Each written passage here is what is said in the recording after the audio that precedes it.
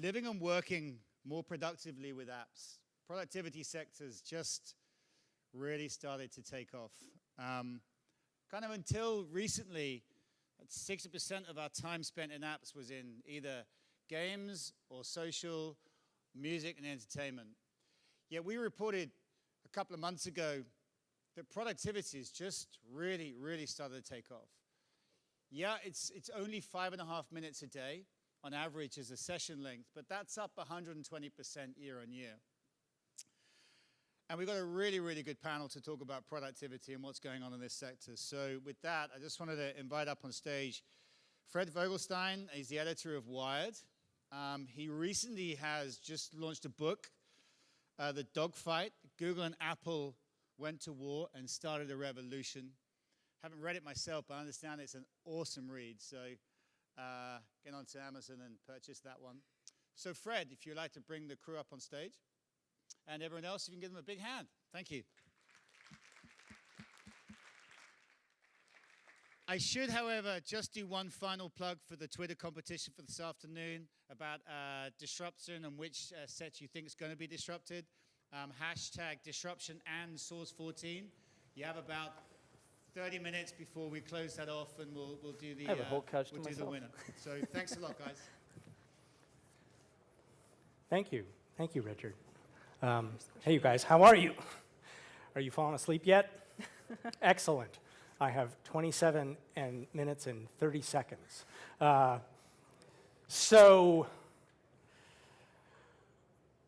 the title of this panel is Living and Working More Productively with Apps. What said another way, that is, how the heck do we use our mobile devices to actually make more time for ourselves, to actually work smarter and have more time to go to the beach? As many of you guys will remember, it wasn't always like this. This was one of the major complaints about the PC business. The PC business promised us incredible productivity gains, but didn't always deliver. In fact, as some people in the room might attest, some installations of SAP and Siebel caused losses in productivity. And so we want to talk a little bit about how we can avoid the mistakes of the past here, look at sort of some metrics, and think a little bit about productivity, the kinds of things that we need to do with apps to make ourselves more productive. And so with me today are three executives who spend most of their time thinking exactly about this. Jamie Hull, on my immediate left, who's in charge of web and commerce products for Evernote. Brady Archambault, who is the head of mobile and lead iOS engineer for Slack. And Javier Soltero. Thank you, you got it. The CEO of Acompli. We have about 30 minutes. I want to leave about 5 or 10 minutes for questions, so we're going to move fast. I think the best way to start is to have Javier and Jamie and Brady sort of chew on the question I just asked, which is a way of telling you in detail what their companies do and how they're thinking about the enterprise strategically. And so why don't I start with, let's start in the middle. Brady, can you outline what Slack does and how it will make workplaces more productive? Sure. Slack is team communication and collaboration software. You can find it at slack.com. It's a new platform that we've been building. We launched in February, and you can basically sign up for your company, and you create a Slack instance. And then all of your employees will get invited, and they can communicate with each other through Slack. They can use the iOS app, which I work on, or the Android app to communicate when they're on the bus or on BART on the way home from work, or on the weekends. It's a new type of product that we built because it was something we had kind of built for ourselves, something that we thought would be really awesome to use And so we were previously making a game called Glitch, and this was Slack was basically what we created while we were working on that game. Javier. Acompli is a upcoming new iPhone email app designed for busy professionals. So when we started the company, our goal was to figure out how to take the ubiquity and power of email, which is the most powerful and sort of common way in which business people in particular communicate and get work done, and realize its full potential on these supercomputers that all of you have in your pockets. And the idea was, relative to your question, if we're now mobile and we're kind of mixing our work time, in some cases with our personal time, how can you make the time that you do spend looking at this very powerful device that you have in your pocket more efficient and more effective when it comes to getting work done? And most of the way that work gets done still is to this day through communicating with other people. Most of that communication is through email, and in a lot of cases, the functionality that has been present prior to Acompli in most mobile email apps is essentially the equivalent of what existed on the desktop, which doesn't take full advantage of the device.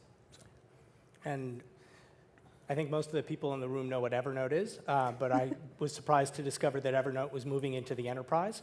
How is it moving into the enterprise? Sure. So if there is anyone who's not familiar with Evernote, we are a note-taking platform that is, trying to be your external brain, and we want you to sort of put everything in there. And what we found, besides, building for ourselves and using Evernote at work, was that, 2/3 of our users were using Evernote in their workplace. So just, in talking to people, our own users, we found that they were already using it at work. It was just a little bit too hard. We didn't do a great job of managing some of the enterprise expectations and maybe some of user expectations for working together. So about a year and a half ago, we launched Evernote Business specifically to meet those needs, to start working with both the IT managers who are buying things for, for their teams, but also to just make the individual, everyday workers' lives better by being able to get a business product of something they already knew and loved that just happened to work better with multiple people. And when the challenge of going into the enterprise is probably multifaceted, can you go into sort of some detail about sort of some of the stuff that you guys had to address that you don't have to address for consumers? Sure. I think from one of the big challenges with Evernote specifically is the data ownership. So the Evernote business product is specifically designed so that the parts of your account that are for work, those are actually owned by your business. So if you happen to leave your company, that is information, that's sort of corporate knowledge that the company wants to hold on to. They want to build their knowledge base over time, and we think it's our job to help them do that. Mm-hmm. So on the one hand, it was really just about, who owns what? And we didn't want to alienate those consumers who'd been using us for years. So your personal stuff remains yours. Your company has no insight into it. And that's a really sort of hard and challenging line to walk. And I think, in email and anything else, people are really running into that. So what keeps people from copying from one to the other? That's not something that we actually lock down. You can absolutely, you make a note in the wrong place, move it. Right. We firmly believe that employers need to get to the point where they trust their employees. And so everybody is just trying to get their job done, and they're trying to do the right things for the most part. And so we want to make it easy for you to do the right thing and put the information the company needs somewhere where they can get it. And if we were to try and put in, particularly terrible user experiences to build up these walls between the two, right. It's arbitrary. Javier, so email. Yes. Fred. I'll send you one right now. I love email. Not everybody loves we love email. it and hate it in equal parts. Not everybody loves email. Some people will say that email is dead. Why email? Why email? Almost for the same reasons that Jamie was outlining. So it remains the most productive way to communicate, in particular across company boundaries. It is just like the telephone, built on an open standard that is not controlled by any individual company. And it is, we're at a place in terms of the 30 plus years that email's been in use in both professional and personal settings where you can reliably compose an email from any number of devices, mobile devices, desktop devices, and what have you. And it's pretty much assumed that it will get to the other end regardless of what the other person is using. The same way if you dial a number today, assuming it's a valid number, whether it's domestic or international, the phone will ring and a voice will be on the other end, or multiple voices, and you'll be able to have a conversation. So the challenge is, how do you take that medium of email and really make better use of it? And there was something that I think it's very interesting to hear that Evernote is taking full advantage of a very lucrative enterprise opportunity. The thing that powers this idea of trusting people to make the right call, to not do dumb things with company data, to understand the boundary between the personal things and work things, that boundary converges on the device that you own. In a lot of cases, apps do a very poor job of either sort of making it easy for the user to understand that that boundary exists, or at the same time potentially giving an overzealous IT organization too much ability to manage that. So the reason to your question as to why email, it is the knowledge base for any individual person. It is the sort of most valuable, second to something maybe like Evernote, where they're proactively writing notes that are for sharing and are more document formatted. Mm-hmm.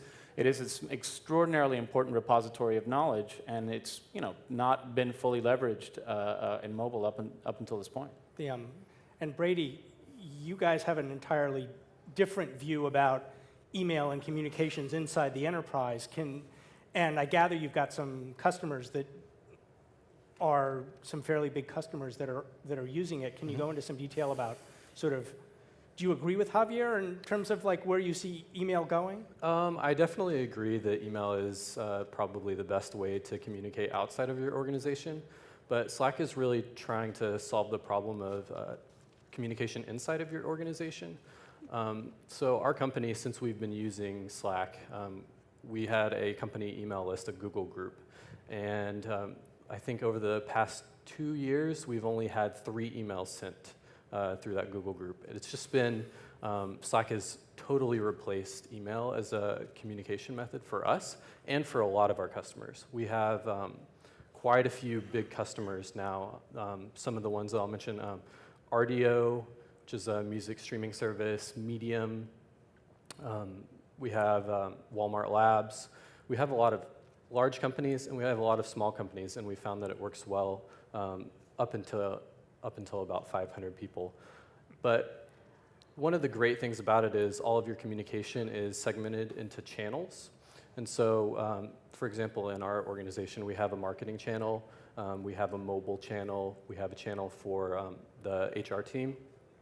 And if someone needs to communicate, they can communicate in there, and everyone is subscribed to that, so they can see what is going on without having to filter their emails into specific folders and try to search through emails to find things in the past.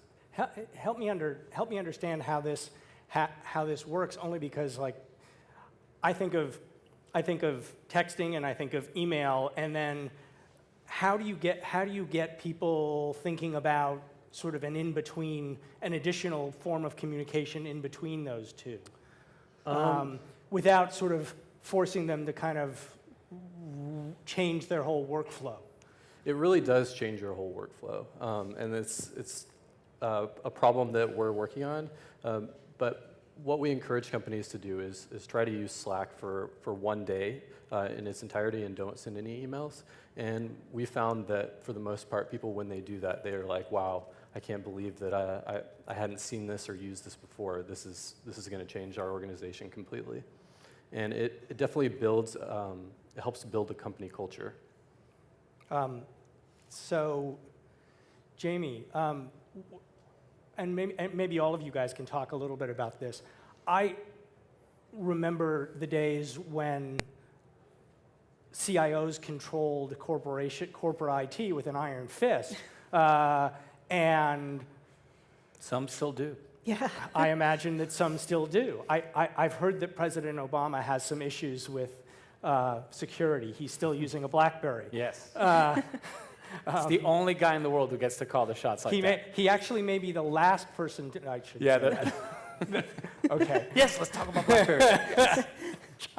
John Chen's going to hunt me down. Such trouble. Yes. What is it about the way IT is practiced that's changed? Shouldn't we worry about the security of our corporate infrastructure if they allow mobile apps to kind of infiltrate this? So absolutely, IT should be paying attention to these things, but I think the key is your employees' expectations have changed. Employees do not want to use tools that make their job harder. They don't have time. You have, in some cases, fewer people doing more work for more hours a day, and all they want is something that is going to solve a problem for them. And in some ways, IT is having to play catch up.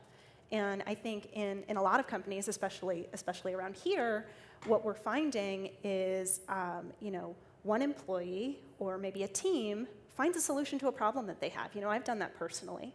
I needed an email testing tool. I went out and got one, Right. and I put it on my own card and just expensed it. It was, $50 a month or something. And it turned out that was a great tool, and it helped us a lot. So then other teams started using it. We passed it off to QA. And the thing that was missing, and the thing that's still missing, I think, for some organizations, is how does that officially become part of a supported app, a supported thing that IT, uses. But that model where IT does a very long sort of procurement process for you, and they think all about your workflow that they're not involved with on a day-to-day basis, and then decides this is the right tool, this is what we're going to use. And in a lot of places, that's just, if it's not falling by the wayside officially, it is because people won't use it.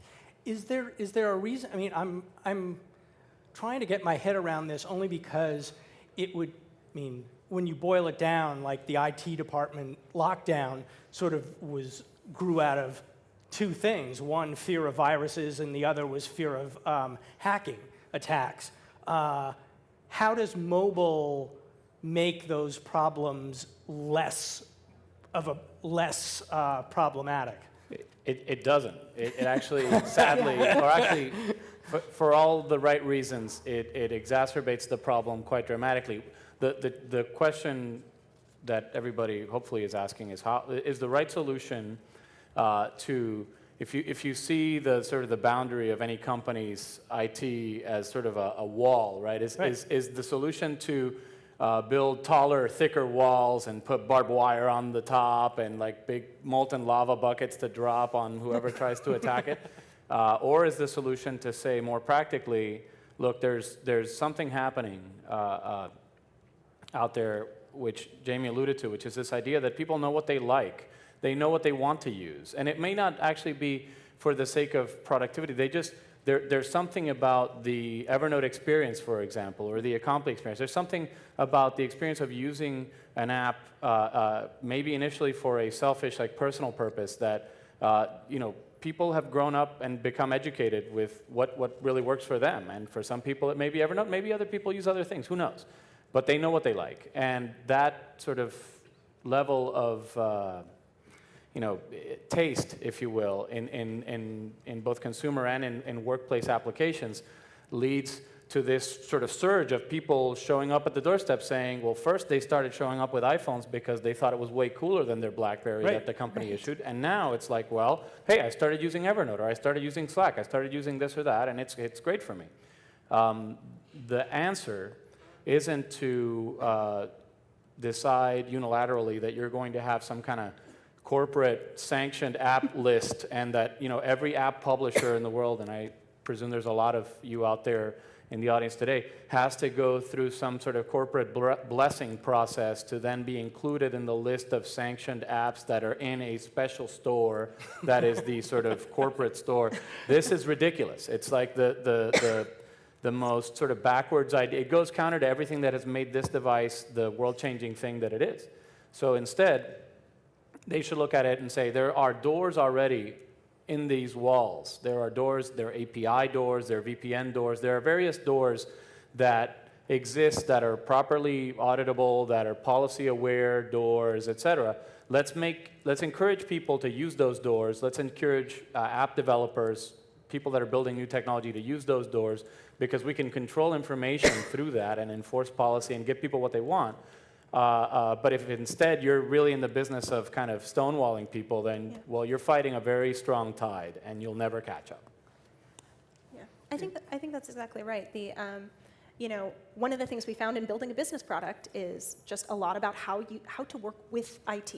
Like, how do we make it easy to onboard and offboard users as employees are leaving a company? That's really important when businesses are paying, and maybe not something that we gave due consideration in our very first rev. And how do we work with things like single sign-on, and you know, where companies already have their own IT and security policies for authenticating a user, they just need to make sure you can tap into it. And so really looking at those things, like where are the hooks that already exist in a company, that if you can just let the IT team plug into those, you're not even rebuilding anything, right? You know, people have Exchange services or Google Apps services for their companies. You don't need to rebuild a user base list for them, an employee base. You just need to hook into what they already have. Right. Loved by users, trusted by IT. That's how we approach the problem, and that's kind of our internal motto anyway. And it's the way in which you can build the right products and pursue enterprise opportunity if that's what you're after as an app developer, or build products that are business grade and business worthy. Excellent. So we've got about 7 minutes left. I want to try to see if we can open the floor up to questions. Has somebody got mics walking around? Mics are over there. Don't all jump at once. I'll ask one to kind of get things going. Given the history of enterprise software in corporate America, which is a little on the checkered side, is there something different about mobile that will help us avoid the mistakes of the past and avoid things like what was known as shelfware back in the day? Brady, do you want to talk a little bit? Sure. So mobile tends to be, in the workplace, it tends to be more of like a complementary thing to desktop software. Honestly, the way I think it will help to, in the future, like help replace the problems that we encountered in the past, is I really think that open source products have been really helpful. What was like the specific end question? What I was trying to get at was that there was a period of time during the 1990s when enterprise apps were thought to be a silver bullet inside corporations, and in many cases actually caused more problems than they solved. I know Javier has seen some of these issues firsthand. And so I was trying to kind of get your sense as to like what we can do, what we're doing differently now to avoid sort of some of those same mistakes. So what we're trying to do differently is a big focus on security. I definitely think that the focus on security is a big thing, especially with Heartbleed being such a big issue recently. Being able to iterate quickly has been extremely important these days, and most enterprise apps that we would recommend would be probably web-based, and so. Yeah, I guess that's okay. Go ahead, Javier. It's people. The way you prevent shelfware is you let people choose what they want to use, man. Like when in the old days, people would, hey, lucky you, we used Lotus Notes. Congratulations. I mean, Go ahead. I don't know if I there are any used notes Lotus people in the- Notes at my first company when I moved to Silicon Valley, Let's and have I a was moment of shocked. silence here for Lotus Notes. Sorry. Yes, I remember that too. Yes. It is awesome. Mobile forces you to make choices. You know, you can put as many buttons as you want in an app, but if no one uses it, then you're not going to win. And I think that's been demonstrated sort of Right. time and time again. The employees' expectations for good experiences have gone up, at least with regards to what's on a device. And so even if you're making enterprise software, which, as you note, has this historical terrible reputation, you're not going to succeed in that market nowadays on mobile if you're not taking that same critical eye that a game developer would, or that a small consumer productivity app would. Well, and one of the things that certainly I've noticed in kind of some of the work that I've done is that what we all forget is that in the 1980s and 1990s, the corporations were the people that bought all the software and all the hardware, and the consumers that ultimately trickled down to consumers. And what's happened now is that it's reversed. Consumers are the ones that buy all the hardware and the software, and that's trickling into corporations. Well, and there's now more mobile devices out there than PC. So we've passed the inversion point of like there's now more of these devices in people's pockets. That changes every aspect of the economic model of typical enterprise software, like the process of distributing software, the process through which it's selected, the way it's built. Every single thing is sort of up for reconsideration, right? And that's why we have so many new things happening and so many cool apps out there. I think we got time for a couple of questions, if I haven't lulled you guys to sleep. Go ahead. Microphone over here, please. In terms of like when you start building a new product like for the enterprise, like how has the change in terms of like the consumerization of enterprise software over the last few years sort of changed your strategy? So like you look at a company like Dropbox, it sounds like Evernote are doing the same. You go out to the consumers first, you build a great product that gets traction. It turns out that they're using it in the office anyway, right? Mm-hmm. Does that mean it's like super difficult now to just build straight for the enterprise first? So I would say no. So as a company that just started, right? Like we are just started. We're launching very soon, and we very specifically from day one said we're building a product for professionals, which means that ultimately we'll be touching, enterprise email systems, which are very important things, and you can't just be sort of lax about that. But that you have to build that product with the same kind of consumer sensibility. If you were starting today, my suggestion would be to follow a very simple rule of thumb, which is your product has to live and die by users choosing it, even if their company doesn't force them to use it. And that doesn't mean that you can go out sort of guns a-blazing and forsake all of IT's expectations and all that. They're not mutually exclusive things. And to some extent, I would say that some of the companies that are now, and I wouldn't include Evernote in this, but I would say that some of the other companies that have now decided to go, follow into the enterprise and cater their products more for business, historically viewed it as irreconcilable. That there was no way that you could build an attractive end user experience while at the same time heeding IT controls and so forth. And that's just simply not true. Not in email, not in files, not in a lot of things. Do you want to take a whack? I was just going to say, and we sort of fundamentally believe it can't be true. To your first point, Yep. if we've built a great consumer product and try and take it into the enterprise and the experience is worse, why are you going to pay us for it? Why are you going to pay us more than the consumer product? They did in the 1990s. It worked great. Entire enterprises were built that way. But these I days have some people boxes won't. filled with CDs that I need to give you. Anyone else? In the back. Oh, God.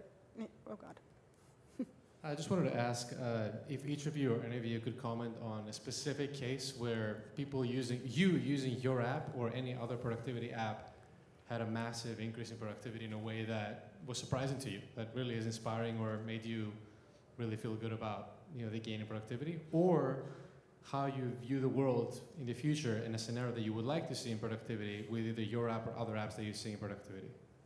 Yeah, so I've actually been a big user of Mailbox for iOS, and it's been amazing to be able to use Mailbox's features to get down to like basically inbox zero. It's really hard to manage email, I think, nowadays, and I really think Acompli is a good option for enterprise. But you know, I feel like using Mailbox or Acompli, you're definitely going to win. Gosh, with that, maybe we ought to stop. Thank you all. Thanks. Great, thank you.